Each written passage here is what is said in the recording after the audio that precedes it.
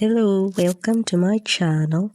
So in today's video we are going to go through how I animated my first music video. So first things first, there's a character I illustrated in 2021.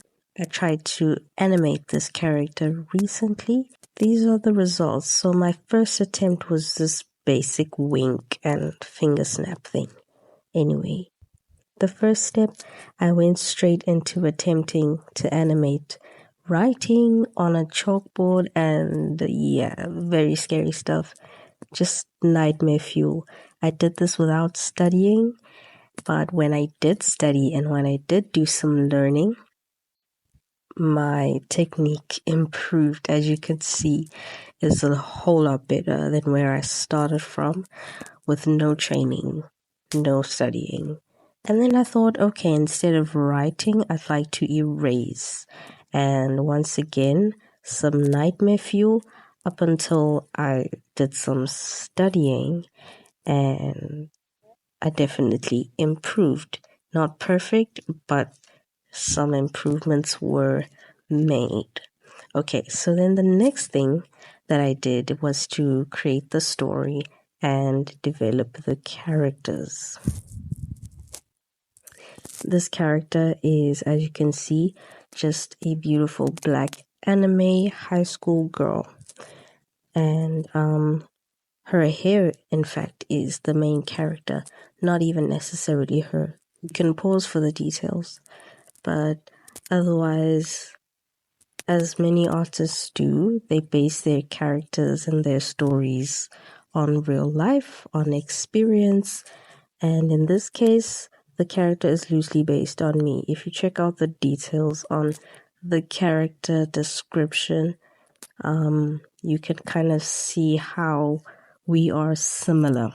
And to expand on the hair being the main character of this production in this film, her hair is a way of expressing herself in a school that has her wearing uniform, which is something she feels constrained and confined by. Having to look like every single other student to her is strange and quite foreign, and so she needs to express herself.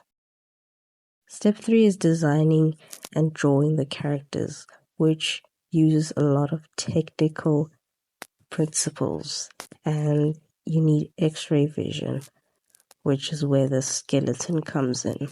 So pretty much when I start drawing and designing the poses of my character, I start with a skeleton. So when you look at that drawing, it actually started with a skeletal structure, a skeletal base, much like the one you see me doing right now.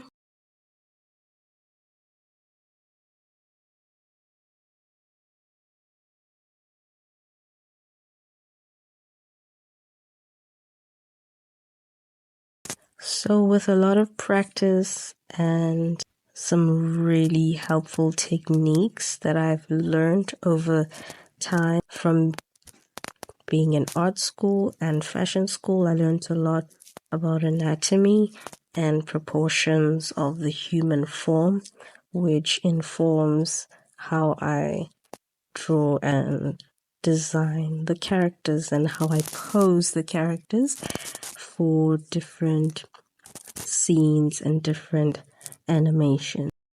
More recently, because I haven't been in school for so long, I had to refresh my memory at YouTube University, and there's an artist that I learn from and I watch who teaches a really easy and useful technique on how to draw figures, how to pose them in a very easy way for an artist, someone that already has some basic knowledge on anatomy and proportion. I think that I subconsciously put the pen in her right hand in this particular pose, because I don't remember actually thinking about which hand the pen was in. And I'm right-handed, obviously. As you can see, I'm doing a lot of adjustments.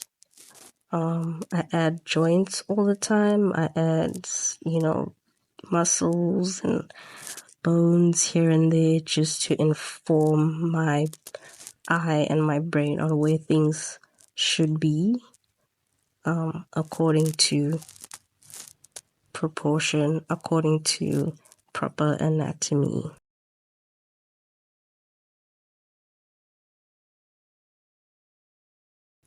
In this scene, I've also added the disc, and the disc is what we call foreshortened, which is a principle of perspective, and I might get into that in another video where I show the backgrounds for this animation. In the last step, we are acting our characters, and basically what that means is what we are making the character do in the animation. So over there you see a walking sequence. Here you see a tracking sequence. There's a bird's eye view of that tracking sequence, which describes how the camera moves, although there is no real camera in this case, just a pretend camera. There's a different view. There's some alternative poses that I've considered, might not use because I don't really like those. And of course, lip syncing, which, as you can see, I'm still figuring it out.